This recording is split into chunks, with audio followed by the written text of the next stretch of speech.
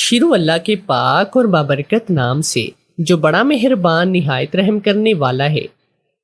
اگر معدے کو زندگی بھر طاقتور رکھنا چاہتے ہیں تو روزانہ ایک دیسی لہسن ضرور کھایا کریں۔ جوتری اور شکر۔ ہم وزن کھانے سے پیشاب کا بار بار آنا رک جاتا ہے۔ اگر بال سفید ہو رہے ہوں تو نہار منہ سورج کے بیچ چبایا کرو، بال جڑ سے کالے ہو جائیں گے۔ جنہیں ذیابطیس کی مرض کا مسئلہ ہو، جوں کا استعمال وہ ضرور کیا کریں۔ اگر سوتے وقت منہ کھول کر سونا پڑتا ہو تو ناک کے غدود کا مسئلہ ہو تو کھانے کے بعد 2 الائچی پانی میں ابال کر اس پانی کو پی لیا کرو۔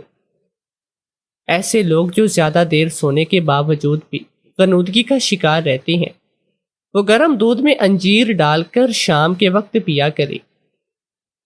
اگر حلق میں مچھلی کا کانٹا پھنس جائے تو کچا انڈا پھینٹ کر پی لو، آرام مل جائے گا۔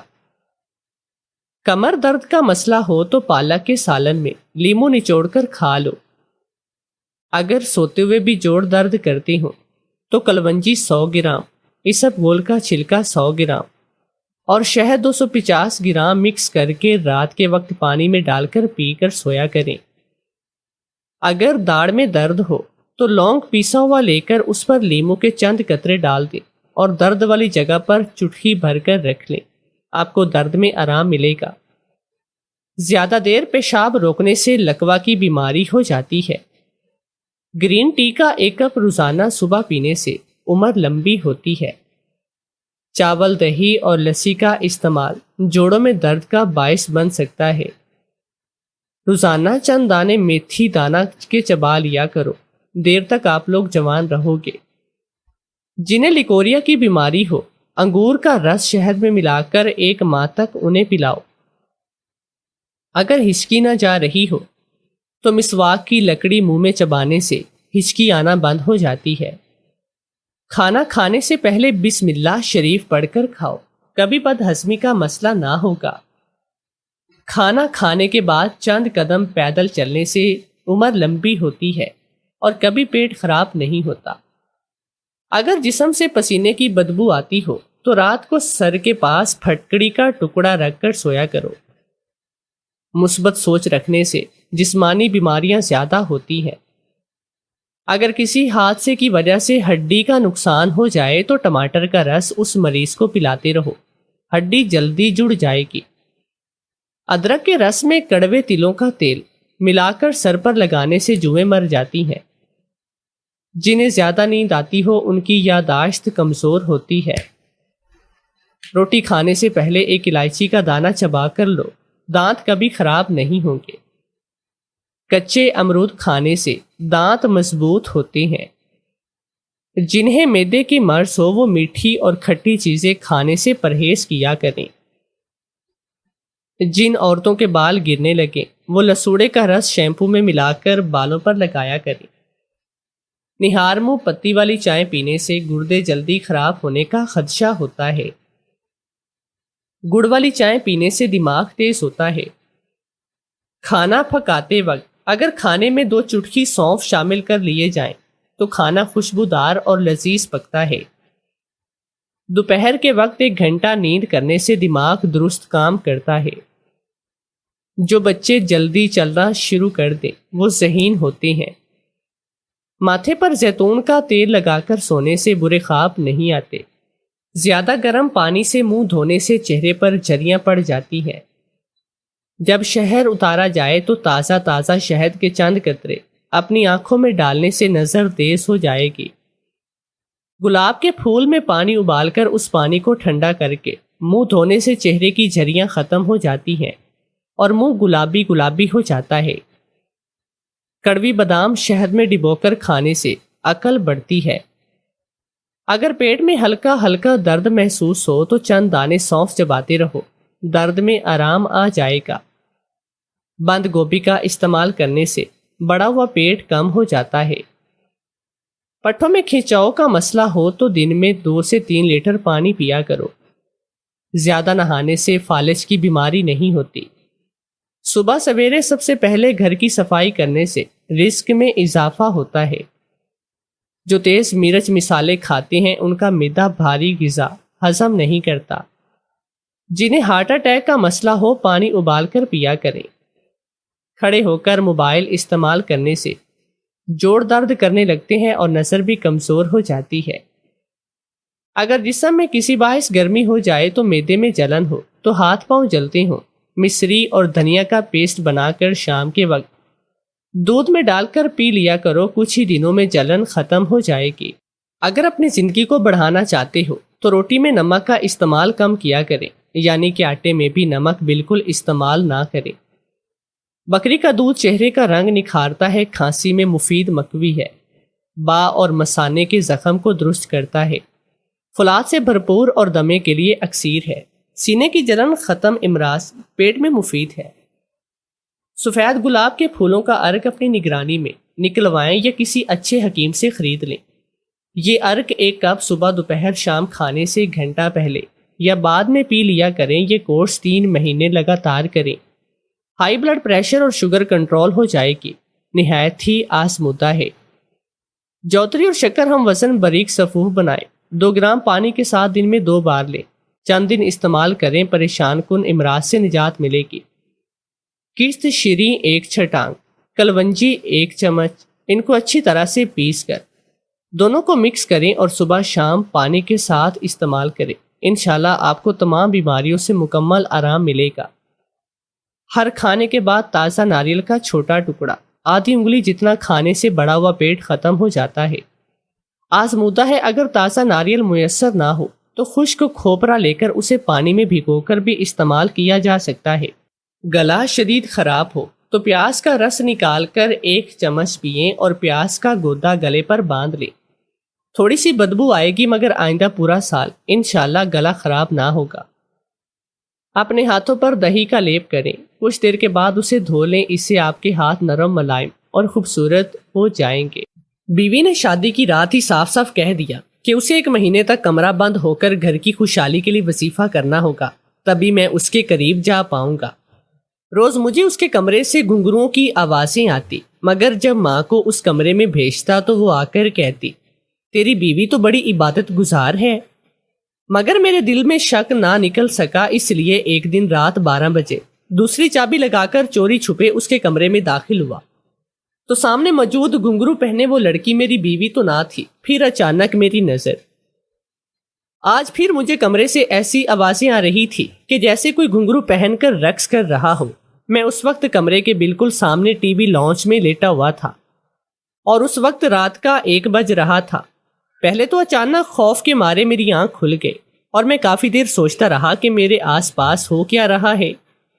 پھر جیسے ہی پتا چلا کہ میری بیوی کے کمرے سے یہ آوازیں آ رہی ہیں تو میں چونک کر اٹھ گیا۔ پہلے تو مجھے یہی لگا کہ شاید یہ میرا وہم ہے، مگر جب میں کمرے کے نزدیک گیا اور دروازے سے کان لگا کر سنا تو مجھے پتا چلا کہ یہ سچ میں ہی آوازیں ہیں۔ مجھے کوئی وہم نہیں ہو رہا اور آج یہ دوسری مرتبہ ہوا تھا۔ پہلی مرتبہ تو میں نے واقعی میں اسے اپنا وہم سمجھ کر جھٹک دیا، لیکن اس بار یہ آوازیں صاف اور واضح طور پر سنائی دے رہی تھی۔ کچھ دیر تو میں پریشانی سے ٹہلتا رہا کہ کیا کروں اور کیا نہ کروں۔ میں خود تو اپنی بیوی کے کمرے میں نہیں جا سکتا تھا، اس لیے بھاگ کر جلدی سے نیچے گیا اور اپنی ماں کے کمرے کا دروازہ کھٹکھٹا کر اسے باہر بلایا۔ اماں بہت پریشان ہوئی تھی کہ رات کو اس وقت مجھے ان کی کیا ضرورت آن پڑی، مگر جب میں نے کہا کہ آپ میرے کمرے میں آئیں، میری بیوی کے کمرے کا دروازہ کھلوا کر اندر جا کر دیکھے، اماں بھاگتے ہوئے میرے ساتھ اوپر آئی اور میری بیوی کے کمرے کے دروازے پر دستک دی۔ کمرے کے اندر چلی گئی، میں باہر بے چینی سے انتظار کر رہا تھا، آخر وہ اندر کمرے میں کر کیا رہی ہوگی۔ تھوڑی دیر کے بعد اماں باہر آئی اور مجھے کہنے لگی، تجھے تو غلط فہمی ہو رہی ہے، مجھے لگتا ہے تیرے کان خراب ہو گئے ہیں۔ تیری بیوی مصلی پر بیٹھی عبادت کر رہی تھی، نماز پڑھ رہی تھی، تو نے فضول میں ہی اس پر شک کیا۔ اماں کی بات سن کر میں تو الجھ ہی پڑا، ایسے کیسے ہو سکتا تھا کہ یہ میرا وہم ہو؟ وہم تو ایک بار ہوتا ہے، مگر آج میں نے دوسری بار یہ واضح طور پر گھنگروں کی آوازیں سنی تھی، مگر اماں کسی طور پر ماننے کو تیار نہ تھی۔ کہہ رہی تھی کہ میں نے تیری بیوی کے کمرے میں اچھے سے دیکھا ہے، وہاں پر تو کچھ بھی نہیں، میرا خیال ہے کہ تمہیں وہم ہو رہا ہے۔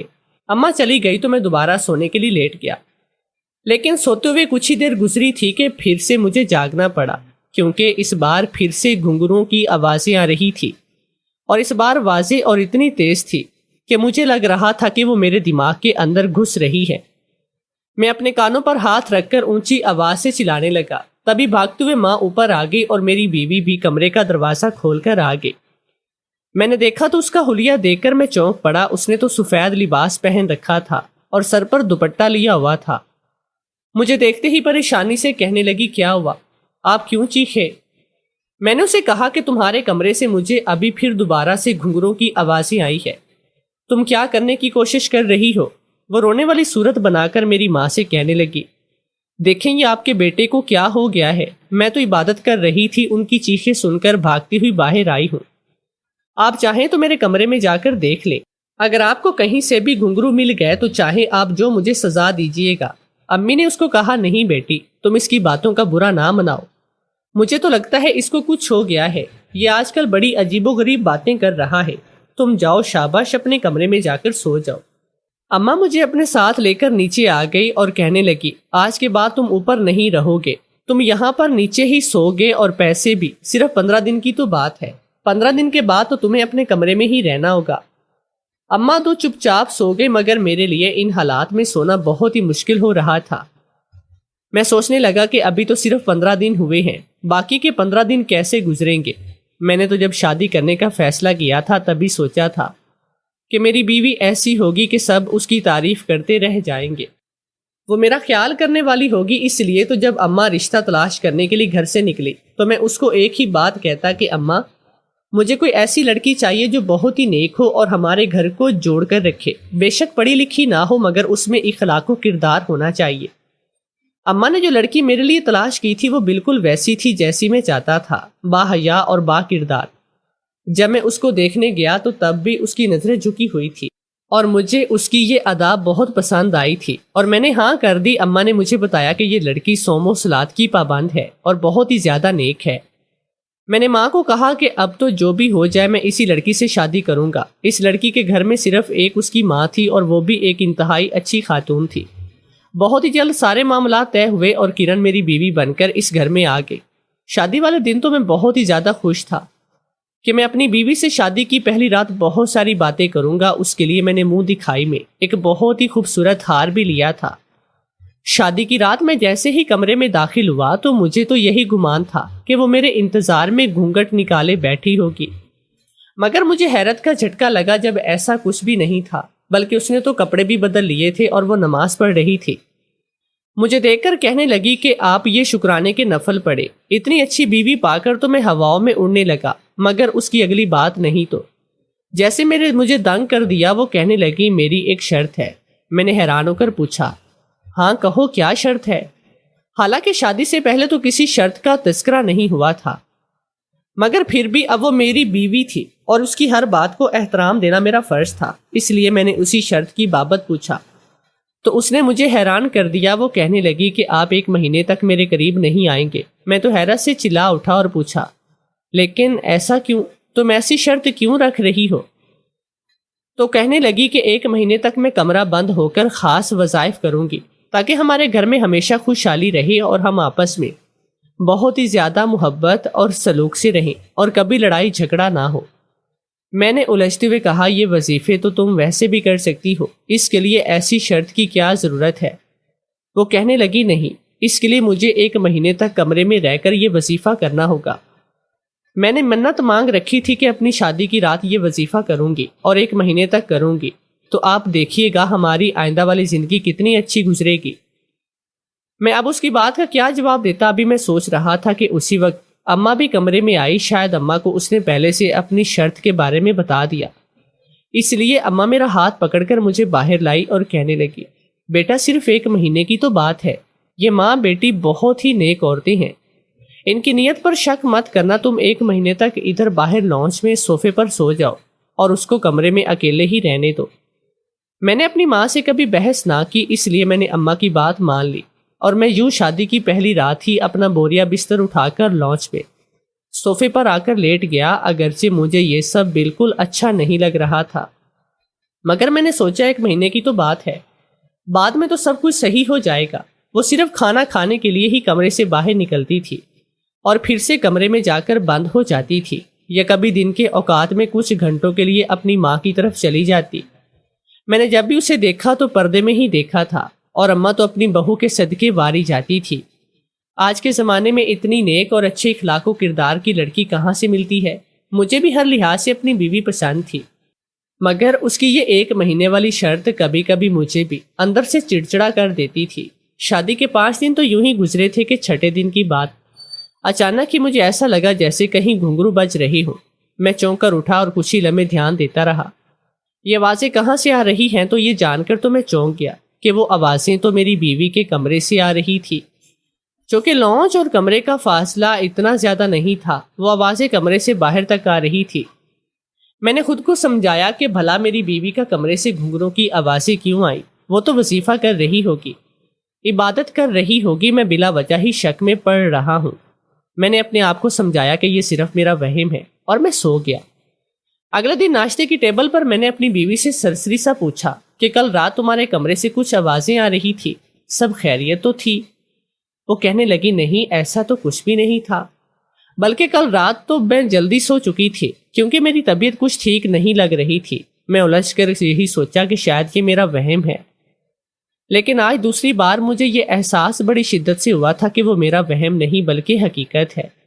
لیکن اماں کو اس کے کمرے میں بھیجنے کے باوجود حقیقت کا پتہ نہیں چل سکا تھا، اور ماں بجائے اس کے کمرے کی تلاشی لینے کے مجھے یہاں نیچے اپنے ساتھ اپنے کمرے میں لے کر آ گئی تھی کہ میں یہاں پر سو جاؤں۔ ساری رات میں سوچتا رہا اور صبح اذانوں کے قریب میری آنکھ کھلی۔ صبح میں دیر سے اٹھا تو میری بیوی کہیں بھی مجھے نظر نہ آئی۔ اماں سے پوچھنے پر پتہ چلا کہ وہ اپنی ماں کے ہاں گئی ہے۔ اماں مجھے کہنے لگی کہ ویسے تو وہ کہہ کر گئی تھی کہ وہ خود ہی واپس آ جائے گی، لیکن تم ایسا کرنا کہ اسے لینے چلے جانا۔ اس کی ماں کو اچھا لگے گا کہ تم اس کی بیٹی کی فکر کرتے ہو۔ 12 بجے کے قریب میں اس کے گھر پر چلا گیا، لیکن وہاں جا کر مجھے حیرت کا دھچکا لگا جب اسے وہاں پر نہیں پایا، بلکہ اس کی ماں تو خود حیران ہو رہی تھی کہ وہ تو یہاں پر نہیں آئی۔ پھر اپنی بیٹی کو بچانے کی خاطر بات بدلتے ہوئے بولی کہ شاید وہ یہیں پر آئی ہو، مگر تھوڑی دیر پہلے میں گھر پر نہیں تھی، وہ چلی گئی ہوگی۔ میں پریشان ہو گیا کہ اگر یہ گھر پر نہ تھی تو وہ اگر پلٹ گئی ہوگی تو اسے تو پھر سیدھا گھر ہی چلے آنا چاہیے تھا، ابھی تک وہ پہنچی کیوں نہیں؟ میں پریشان ہو کر گھر آ گیا تو وہ مجھے پہلے سے وہاں پر موجود تھی۔ میں نے اسے پوچھا کہ تمہیں اتنی دیر کیسے ہو گئے؟ تمہاری ماں تو گھر پر نہیں تھی؟ تو وہ کچھ گھبرا گئی، پھر کہنے لگی اماں گھر پر نہیں تھی تو میں پڑوس میں اپنی سہیلی کے پاس بیٹھ گئی اور اسے مل کر آ گئی۔ جانے کیوں مگر مجھے اس کی بات پر یقین نہیں آیا، حالانکہ اس میں کوئی اتنی قابل اعتراض اور شک کرنے والی بات نہ تھی۔ مگر جب سے میں نے وہ گھنگروں کی آوازیں سنی تھی میں اس کی طرف سے کافی مشکوک ہو چکا تھا، اور میرے دماغ میں ہر وقت اس کے بارے میں بس اس کو خیالات ہی آنے لگے تھے کہ ضرور یہ مجھ سے کچھ چھپا رہی ہے یا پھر کوئی اور بات ہے۔ میں نے سوچا کہ جب تک یہ باہر اماں کے پاس بیٹھی ہے، موقع کا فائدہ اٹھا کر اس کے کمرے کی تلاشی کر لیتا ہوں، ہو سکتا ہے مجھے کچھ نہ کچھ وہاں سے مل جائے۔ میں نے کمرے میں جاتے ہی کمرے کو مکمل دیکھ لیا، لیکن مجھے کہیں بھی گھنگرو نہیں ملے تھے۔ تھک کر میں آرام کرنے کی غرض سے اماں کے کمرے میں آیا تو بیڈ پر گھنگرو دیکھ کر مجھے حیرت کا شدید جھٹکا لگا کہ یہ اماں کے کمرے میں کیا کر رہی ہے۔ میں تھوڑی دیر کے لیے واش روم میں گیا، واپس آ کر اماں سے پوچھوں گا کہ یہ سب کیا ہے، لیکن جب میں واپس آیا تو بیڈ پر کچھ بھی نہیں تھا۔ میں نے آنکھیں مل مل کر دیکھا کہ شاید میری نظروں کا دھوکہ ہو، لیکن یہاں پر سچ میں کچھ بھی نہیں تھا۔ اب تو میں صحیح معنوں میں پریشان ہو کر رہ گیا۔ یہ سب میرا وہم ہے یا پھر وہ مجھے بے وقوف بنانے کی کوشش کر رہی ہے؟ اب یہ بہت ضروری ہو گیا تھا کہ میں اس راز کی گہرائی تک پہنچتا۔ 2-3 دن تو سکون سے گزر گئے۔ پھر میں نے ماں کو کہا کہ آپ میری وجہ سے تنگ ہو کر سوتی ہیں تو میں اوپر اپنے لانچ میں ہی جا کر سو جاتا ہوں۔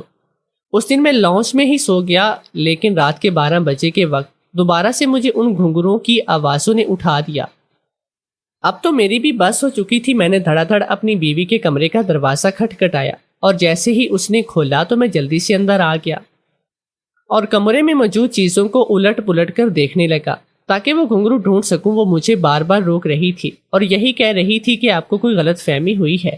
میں نے کمرے کا حشر نشر کر کے رکھ دیا تھا، مگر مجھے کچھ بھی سمجھ میں نہیں آ رہا تھا کہ میرے ساتھ کیا ہو رہا ہے۔ اس نے روتے ہوئے ماں کو بلایا اور کہنے لگی مجھے لگتا ہے ان کے ساتھ کوئی نفسیاتی مسئلہ درپیش ہے، ہمیں انہیں ڈاکٹر کے پاس لے کر جانا چاہیے۔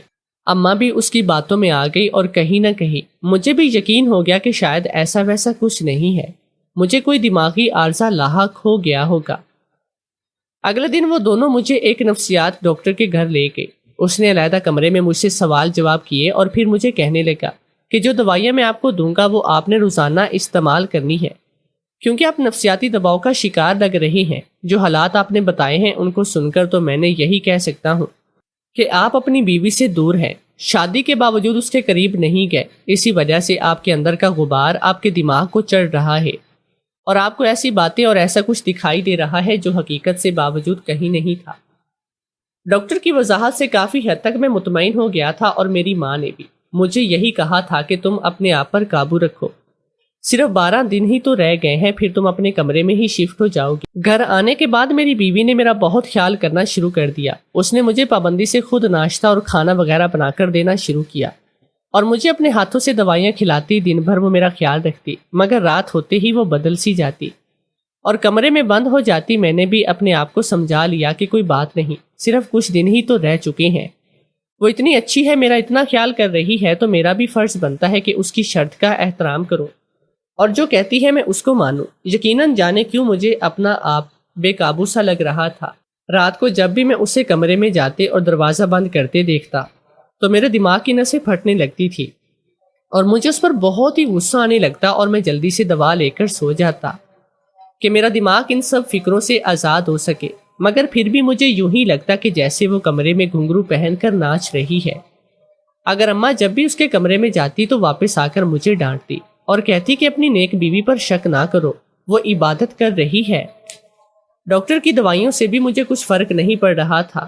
ایک دن میں یوں ہی پریشانی میں اپنے دوست کے پاس چلا گیا اور اسے ساری باتیں بتائی۔ وہ کہنے لگا کہ اکثر ایسا ہوتا ہے جب ایک ڈاکٹر کے پاس آرام نہیں آتا تو ہم کسی دوسرے کے پاس چلے جاتے ہیں، تم ایسا کرو، میرے ساتھ ایک اور ڈاکٹر کے پاس آؤ، وہ بہت ہی اچھی سائیکوٹرسٹ ہے۔ میں اپنے دوست کے ساتھ اس سائیکٹرسٹ کے پاس چلا گیا اور پھر سے اپنی داستان ساری سنا دی۔ میری کہانی سن کر وہ کافی دیر تک حیران ہوتی رہی، پھر مجھے کہنے لگی کہ آپ اگلی بار جب آئیں گے تو جو دوائیاں آپ کھاتے رہے ہیں وہ لے کر آئیے گا تاکہ میں دیکھ سکوں۔ اگر آپ کو ان دوائیوں سے فرق نہیں پڑا تو آپ کوئی اور دوائیاں دوں گا، مگر تب تک آپ کوئی بھی دوا مت کھائیے گا۔ اس ڈاکٹر سے بات کر کے مجھے بہت اچھا محسوس ہو رہا تھا کیونکہ اس نے کافی حد تک میری تھراپی کر کے مجھے فکروں سے آزاد کر دیا تھا۔ جب میری بیوی مجھے دوا دینے آئی تو مجھے خوش باش دے کر کہنے لگی، لگتا ہے آج آپ کا موڈ بہت اچھا ہے، تو میں نے کہا کہ ہاں ایسا ہی ہے۔ اس نے مجھے دوا دی، یہ کھا لے، میں نے منہ میں رکھ لی، لیکن جیسے ہی وہ کمرے سے باہر گئی میں نے فوراً وہ دوا ڈسٹ میں پھینک دی، کیونکہ میں دوا سے نہیں بلکہ کونسلنگ سے ٹھیک ہونا چاہتا تھا۔ میری بیوی کی شرط ختم ہونے میں صرف 5 ہی دن تھے اور میں روز ڈاکٹر کے پاس جا رہا تھا۔ ایک دن مجھے کہنے لگی کہ آج آپ کو اپنے تمام الجھنوں اور سوالوں کا جواب مل جائے گا۔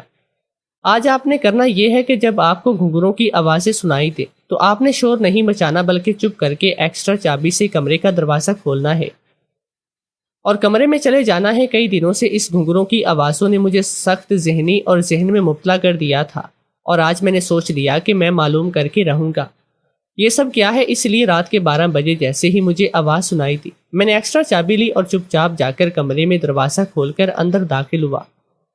اندر کا منظر دیکھ کر میرے ہوش اڑ گئے کیونکہ بالکل سامنے ہی تو میری بیوی اپنے پیروں میں گھنگرو باندھے ایک خاص ردم سے رقص کر رہی تھی۔ وہ اپنے آپ میں اس بری طرح سے مگن تھی کہ اسے میرے کمرے میں آنے تک احساس نہیں ہوا۔ میں چپ چاپ ایک کونے میں جا کر کھڑا ہو گیا، وہ اپنے کام میں مصروف رہی۔ میں نے اچانک اس کے سامنے جا کر اسے بازو سے پکڑا تو مجھے اپنے سامنے دیکھ کر اس کے ہوش و حواس ہی اڑ گئے۔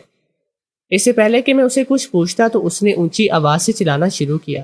اسی وقت میری اماں اوپر کمرے میں آئی تو اس نے الٹا مجھ پر ہی الزام لگا دیا، کہنے لگی، یہ دیکھو آپ کے بیٹے نے کیا کیا ہے، میرے پیروں میں گھنگرو باندھ دیے ہیں اور مجھے زبردستی رقص کرنے پر کہہ رہا ہے۔